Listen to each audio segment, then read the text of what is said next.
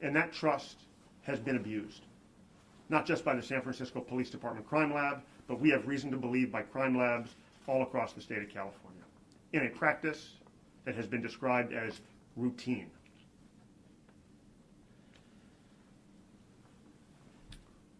We're here today both to raise awareness about this problem, to ensure that it stops immediately, to stand in solidarity with leaders in the field of protecting and advocating for survivors of sexual assault and domestic violence, and to talk about solutions, not just at the local level. I'm proud to have Supervisor Ronen, who you'll hear from in a moment, who has already announced her plans to introduce local legislation to prohibit this horrific practice. Also, we're already in partnership with Senator Scott Wiener at the state level, and you'll hear from one of his aides in a moment about the work that we plan to do to ensure this problem ends today, not just in San Francisco, but across the state of California. Now I'm going to talk a little bit more in detail about what happens, about why it's problematic, about how we learned of it, and about the scale of the problem. But before I do that, I want to give other speakers here a chance to share their views and their words. Let me start with Supervisor Hillary Ronen, District 9 Supervisor and a long-standing champion for the rights of women and survivors of sexual assault and domestic violence. Supervisor Ronen. Thank you, District Attorney Chesa, for bringing this shocking discovery to my attention.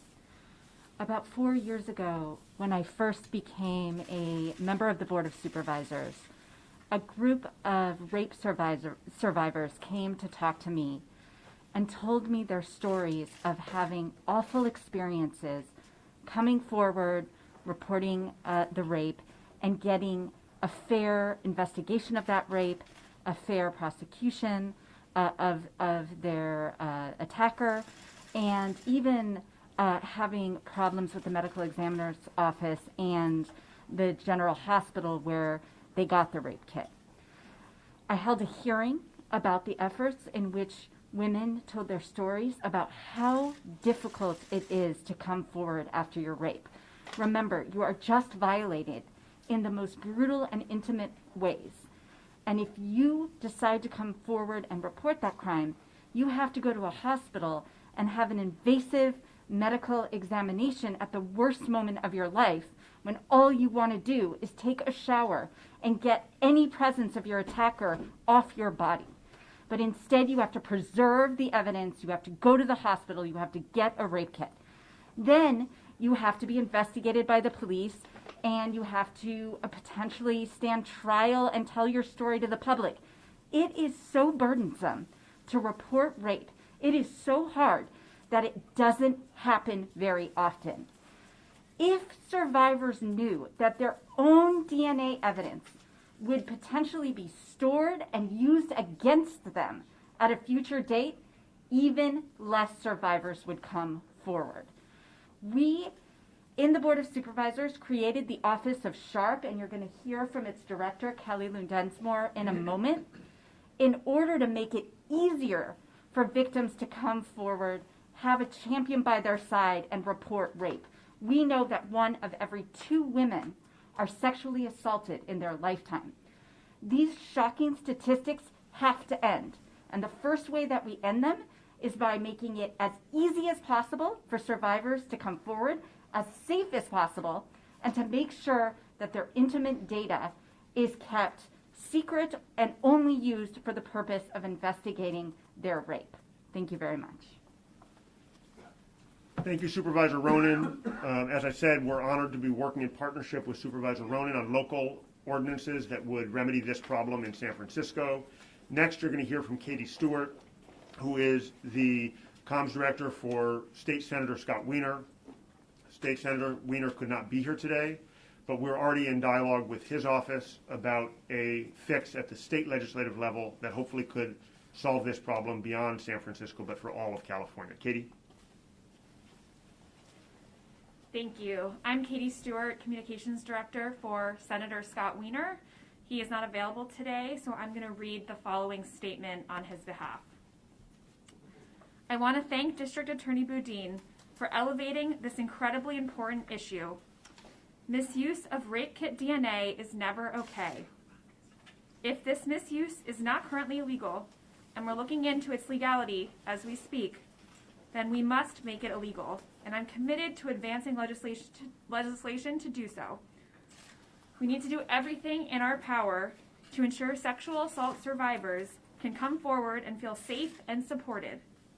Signaling to survivors that their rape kit DNA will be used against them is not how we make survivors feel safe and supported. Just the opposite. It tells them in no uncertain terms that they should not come forward. Sexual assault is one of the most traumatizing events imaginable. This kind of a misuse of a survivor's rape kit DNA is nothing short of unacceptable and re-traumatizing. Thank you. Thank you, Katie. Next, you're going to hear from Pamela Tate, the Executive Director of Black Women Revolt, one of the San Francisco-based community groups on the front lines of supporting those who've been harmed by domestic violence and sexual assault, one of the groups that is doing really inspiring work in our communities to empower and to heal and to support those who've been harmed by domestic violence and sexual assault. Pamela? Thank you. I have a pre-prepared statement on behalf of myself as co-executive director, as well as our founders, Jafria Morris and Lentice Jones. So I am Pamela Tate. I am the co-executive director of Black Women Revolt Against Domestic Violence. And I don't know why I have sounds coming out here. Sorry about that. And you know what the word says. I think we're going to get rid of that. So I am the executive director, as I said, of Black Women Revolt Against Domestic Violence. I'm here today because this is absolutely ridiculous. As a survivor of sexual assault, I did not submit to a SART exam because it is traumatizing. You are in shock. You have so many other things that you are thinking about. And to think that if someone actually submits to such a intrusive, invasive exam, it's traumatizing enough to do that once, but then to have that be in a database, to be later used against you and re-victimize you by charging you with a crime as a result of data that no one should have access to unless they are actually trying to get the person who has raped and harmed someone is absolutely absurd. If this is a standard practice, this is a practice that needs to stop immediately. By signing a waiver, or which is a somewhat waiver, when you get a SART exam, there's nothing that alludes to the fact that you have signed away all of your rights for people to know all about what has occurred in your life. It does not give you the right to go 6 years later and to say, hey, we're going to look for this person in a whole nother database to see if it's related to a crime. It is re-victimizing the victim. It is unacceptable. We need to address this. We need to work on policies to eliminate this immediately. It creates barriers that, again, will harm people, that will make people not come in to get the assistance that they need. It will allow rapists to stay on the street because people will continue to underreport when they have experienced rape. It will increase crime here in San Francisco and throughout the state. We need to address this immediately. It is outrageous. We're tired. It is particularly targeting marginalized people, Black women, women of color, white women, men who are also assaulted and raped. No one has given permission for their lives to be examined and put in a database for anyone at any time to come and say that you are now going to be evaluated for criminal activity. 6 years ago, this person might have been on a perfect track. After rape and after you are working as a survivor, lots of things can occur. We don't know how she got from rape to this crime, but we do know it is unacceptable for people to be digging in a crime database for something that had nothing to do with why she gave that data. Again, this is Pam. I'm from Black Women Revolt, and we stand firmly that we want this policy to end immediately. Thank you. Thank you so much, Pam. We're next going to hear from Kelly Lou Densmore, who is the director of SHARP. As you heard Supervisor Ronen talk about, SHARP is a relatively new addition to the city family of agencies. We all wish we lived in a world where it weren't necessary to have an organization like SHARP, but we're so thankful that we do, and for the work that Kelly Lou and her team do every single day to help raise awareness, to help fight to prevent, and to help ensure there's accountability when sexual assault does occur. Kelly Lou.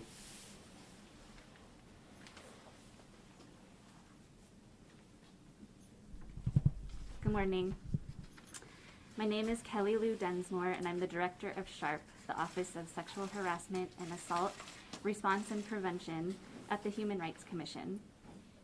SHARP was created by survivors for survivors, as described by Hillary Ronen with her outstanding support of this office. The office works to ensure that survivors are believed, responded to, and treated with dignity by city government when voicing their experiences of sexual violence. We advocate for survivors when navigating the city's current response systems, and we work with community to transform and create new system approaches to addressing and ending sexual violence. Today, I am here in support of the DA's decision to drop the charges in this case. As we heard, DNA from a rape kit should never be used to arrest someone in an unrelated matter. It's appalling that this is current practice. The majority of survivors never report an assault. This is especially true for survivors who are Black, Indigenous, people of color, disabled, transgender, and part of the LGBT community, as well as other marginalized groups who already do not trust law enforcement and city agencies. This case shows us how deeply flawed our criminal justice system is when addressing the needs of survivors of sexual violence. We need survivors to feel comfortable and safe when accessing services. Getting a rape kit is an extremely vulnerable experience and often re-traumatizing, as described by previous speakers. Survivors need absolute support and encouragement when getting a rape kit done, not the fear of future criminalization. Survivors need systems that center their healing after violence. The Office of SHARP was created for moments exactly like this.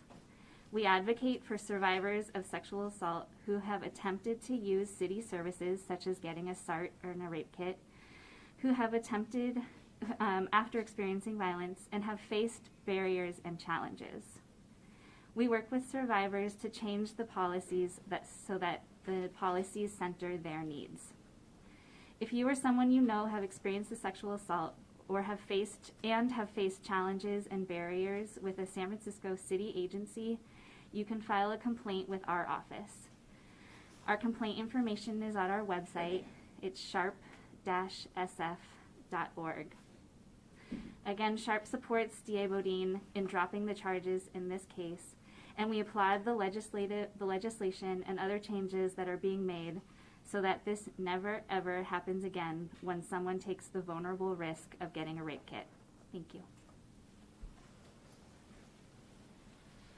Thank you, Kelly Lou, and I just want to reiterate what an honor it is for me to stand here today with so many leaders in this work who have the courage to take a stand in support of an issue that is at the heart of public safety in this city.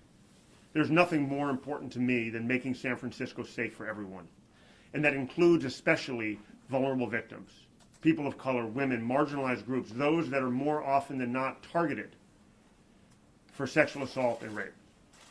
We have a lot of work to do, and every single time that someone is sexually assaulted, my job and my commitment is to hold the person that did it accountable. I'm proud that under my leadership, charging rates for sexual assault have increased. But every one of those cases requires a survivor to come forward, to have the courage, the persistence to go through what Supervisor Ronen described. And it requires trust. That's why we're here to talk about how we're going to move forward and how we're going to rebuild trust between law enforcement and vulnerable victims of sexual assault. And we have a simple message for anyone who has ever experienced sexual assault. The San Francisco District Attorney's Office, all of us here today, stand with you and for you And you have our word that we will fight for you, and we will respect your dignity and your privacy and your courage and your integrity. And we will not abuse that trust. I want to describe for a moment the problem that we're all here discussing. And I'm going to do it in detail. So for those of you watching live, I want you to be prepared. We're talking about difficult issues. After a sexual assault or a rape occurs, as Supervisor Ronen and others have described to you, victims want, in many cases, nothing more than to go to a safe space, to shower, to clean themselves. It takes courage. It takes persistence to go to a hospital instead, to preserve evidence that can be used by my office to hold the person that harms you accountable. And the gathering of that evidence is an invasive process. You heard Pam describe reasons why she and so many others choose not to go through that process after surviving the unthinkable.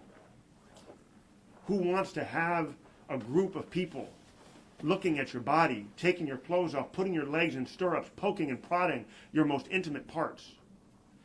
And when those survivors that come forward and submit their bodies to that kind of a process do so, they're traumatized. They've just experienced the unthinkable. And they're given a long form. I've got a couple pages of it here. They're given a long form. It's a forensic medical report. It's Cal OES 2-923. And on that form, on page 2 of that form, there's a patient consent section. And it's fine print. You can see how little it is. It's not designed to be easily read or understood by someone who's just been traumatized. But there is no mention anywhere, even in this fine print, that DNA submitted in this process can be used for purposes unrelated to the investigation and prosecution of sexual assault. There's no reference anywhere, even in this fine print, to the idea that your DNA could be stored in a law enforcement database indefinitely. And yet that's exactly what's been happening. And we know that it's been happening in San Francisco since at least 2016, if not earlier. We don't know how many thousands of survivors of sexual assault have their DNA without their consent, in violation of Marcy's law, in violation of the Fourth Amendment, stored in this database. We don't know if there are children who have survived sexual assault who have their DNA in this database. We don't know because the process has been opaque and it has been hidden from public view, and it must stop today. What we do know is that the SFPD crime lab, and likely other crime labs around the state, have, as a matter of routine practice and policy, been storing DNA from every sexual assault or rape kit that gets gathered in a database. And we know that as a matter of routine practice, they have been testing DNA from future unrelated crime scenes against that database. How do we know that? Well, I'm looking at a report of laboratory examination, forensic biology examination from the San Francisco Police Department Crime Lab. And in it, it indicates that there were two items compared. One was the unknown DNA left by a suspect in a crime that occurred recently. And what it says is, during a routine search of the SFPD crime lab, and it goes on and says that it compared that unknown sample with a known sample submitted back in 2016 in a rape kit. In a rape kit where a survivor had the courage and the fortitude and the trust to come forward and submit herself to an invasive process so that we could do right by her. Well, it is my commitment going forward to never use DNA obtained in this unlawful way. It is my commitment to work with Supervisor Ronen, with State Senator Weiner, and with all other leaders of good conscience in the community and in the legislature to ensure that this practice ends and that sexual assault survivors can trust in law enforcement and have confidence that we will not abuse their trust, that we will stand with them, that we will fight to make San Francisco safe for all of its residents. Thank you. Happy to take questions, as are other speakers. Mr. Attorney, so this question is regarding the case your office announced yesterday, the woman arrested for a felony property crime. Chief Dodd said he's since been informed that there was a DNA hit for that individual from a non-victim database. Were you aware of that? I want to be really clear about a couple things. One of the reasons that we're all standing here today is because of a commitment to privacy for survivors of sexual assault. And because of that, I am not going to get into the details of one specific case. We are here to end a routine practice that violates the law and abuses the trust of survivors. What I can tell you about this specific case is that I just read to you from the lab report in this case. And it says, during a routine search of the SFPD Crime Lab Forensic Biology Unit internal quality database, a match was detected and verified. Direct comparisons with the sample listed below were performed, and it references a 2016 sample from a rape kit. That's what happened. This is a report from the SFPD Crime Lab. Just to follow up though, when were you first made aware of this particular case? A couple days ago, just at the end of last week. But if this problem has been going on since 2016, why are you now talking about it for the first time? Because I was just made aware of it for the first time late last week. So do you have any other evidence besides that piece of paper that this is actually a practice that's pretty routine? Because what you just said is basically putting a whole lot of doubt into all kinds of other cases that are currently potentially in progress or have already been closed since 2016. Are you resting this entire argument on that one piece of paper? I'm not. We've had extensive conversations with staff, including leadership at the SFPD Crime Lab. We were told this is a routine practice. It is also interesting, we were just here just a week ago. I'm kind of curious, there's been a concern that the police department has been concerned about you're working with them. Why have a news conference announcing this now and not try to figure out some way to work on policies rather than doing this right now in public? We need all survivors of sexual assault to know immediately that we have their back, that they can trust in this process, that we will not stand by and watch while their trust or their DNA is abused and used for unlawful purposes. Do you We're gonna have take enough questions evidence from other otherwise to be able to charge this person? Or like she mentioned, are you dropping the charges against this person who's charged, as we presume, under felony robbery? No, there's no robbery charge here. Or Next what question. are the charges? We're going to take questions over here, Christian. I'm wondering if you're going to be going through older cases and possibly overturning, seeking to have verdicts overturned. Where do we go next? How deep can this go in terms of looking backwards to cases at least to 2016? We hope and expect that SFPD will fully cooperate in revealing the full scope of this problem. We don't know how many thousands of cases may be implicated. My hope is that there are not many cases that are implicated. My hope is that there are only a few cases that have actually been prosecuted as a result of this DNA.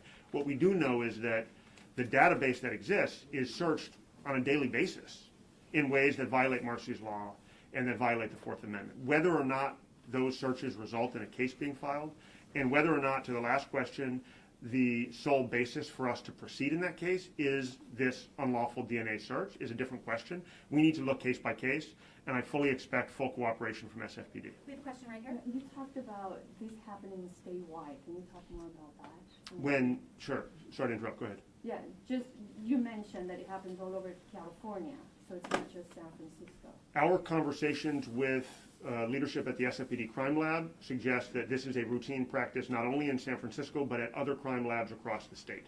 In other words, what we understand is that crime labs that collect and process DNA from survivors of sexual assault do not limit the use of that DNA to the sexual assault case. Instead, they build a database with it. And that's, as we're told, not specific to San Francisco. It's done all across the state. It's highly problematic wherever it happens, whether it's in San Diego or Sacramento, for the same reasons it's problematic here. I want to be clear, there's a lot of different DNA databases, and this can get very technical. Some DNA databases, like CODIS, are national databases. We don't have any reason to believe that survivors of sexual assault in San Francisco are having their DNA input into CODIS. They're being maintained, as this lab report says, in an SFPD internal quality database. It's a database limited to San Francisco, but used routinely to search unknown DNA samples against. Other crime labs have the same practice. Is it legal to do this? We have very grave concerns about the legality of this practice, particularly under Marcy's law, which is the California Crime Victims Bill of Rights. It's Article 1, Section 28, subparagraph B of the California Constitution. And one of the rights that are specifically laid out in that part of the California Constitution for victims are the right to have their property returned to them, to be fully informed of what's happening with their property, and to have it used only for the purpose that they've agreed to have it used for. And here, biological material, DNA evidence that belongs to sexual assault survivors, that's gathered from them in the most invasive manner any of us can even think of, is being stored and used and not returned or destroyed in a database that we know goes back at least to 2016, if not longer. Supervisor Ronen? Yeah. I have currently asked the city attorney's office to draft legislation making this practice explicitly illegal in San Francisco. So hopefully in a few short months there won't be any question about its legality, because it will be explicitly illegal in San Francisco if this legislation passes. And when did you make that request? I made this request yesterday morning when I found out about this. To the city attorney? That's right. You have a question about David, if you suspect that this is a statewide problem, have you conferred with other district attorneys throughout the state to find out if they're getting similar reports or if they have similar incidences that they're aware of? We haven't had an opportunity to do that yet. I look forward to speaking with my counterparts. As I said, we spoke with the staff at the SFPD Crime Lab. They said that this is normal practice. I do plan to bring this to the attention of the California District Attorneys Association, of the Prosecutors Alliance of California, and my counterparts in other states as well. This may be something that requires federal legislation. And it sounds like you're aware of this charging, it sounds like you're aware of this charging incident. Are you aware of any successful prosecutions because of the DNA that was obtained in this manner? I'm not, and I want to be clear about how opaque this process is and why, back to one of the other questions, it just came to our attention so recently. We have every reason to believe, as we were told explicitly by the SFPD Crime Lab, that this has been happening for years. But most of the reports we get don't explicitly say we tested a victim's DNA from a rape kit. They don't say it that way.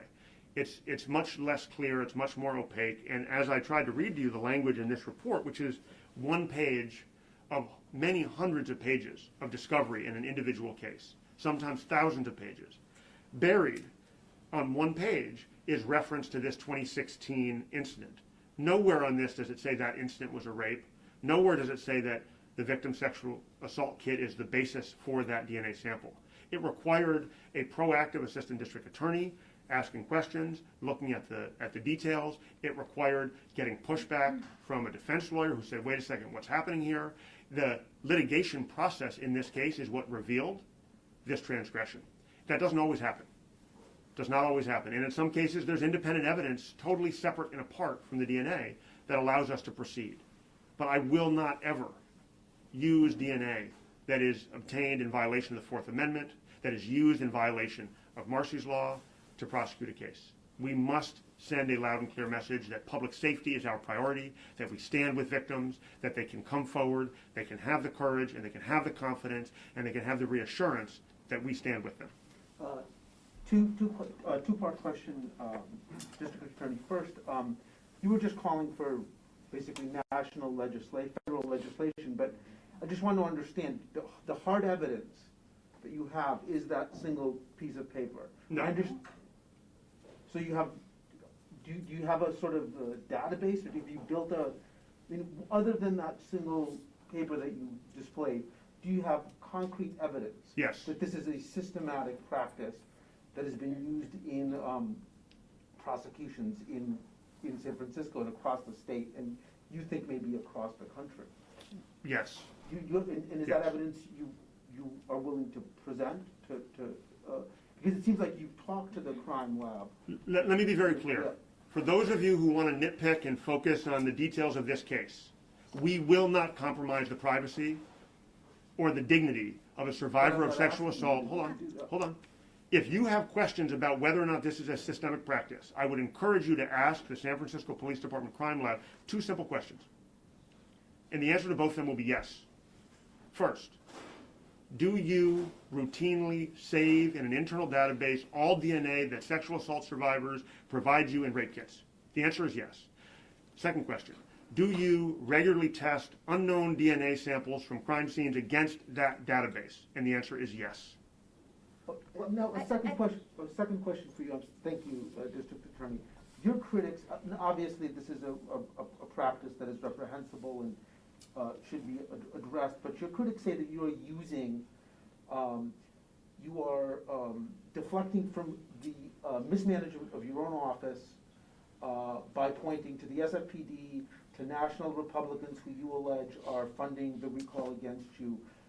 Mr. Attorney, we're not here to talk about the recall Okay, right now. fine, We're here to but- talk about survivors, and we want to keep the focus on sexual assault survivors and the systemic problem that is compromising their privacy and their rights. So I want to keep the But focus that is- on that. That's why we're here today. Question over here.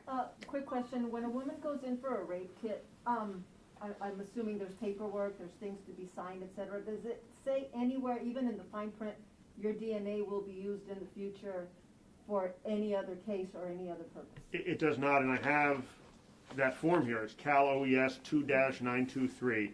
I'm not going to read you all the fine print because it's so long. I mean, you can see it's this entire section of the form that you can imagine if you're someone who just suffered a horrific sexual assault and you're now in a hospital being undressed, having paperwork from the hospital presented to you, the idea that you're going to be able to carefully read and understand and knowingly waive rights is preposterous under these circumstances. But nevertheless, nothing in this consent makes any reference to the DNA being stored indefinitely or used for other purposes.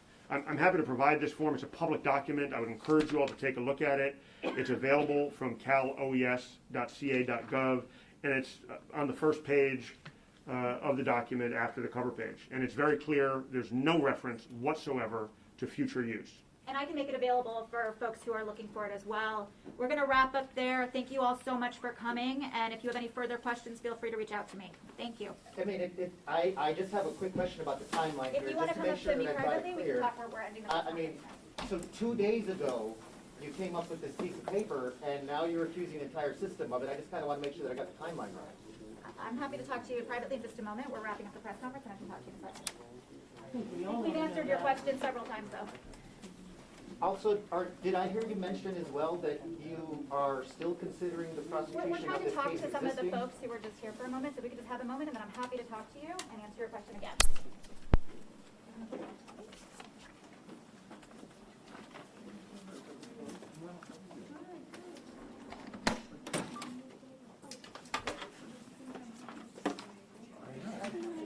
Very, very That's okay, I'll get it, no problem. Yeah, they don't want you touching the beer. Don't Mine's touch the sticky. beer. Mine's really It's a sticky. union issue.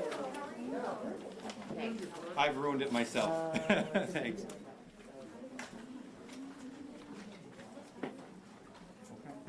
Yes, excellent, right there.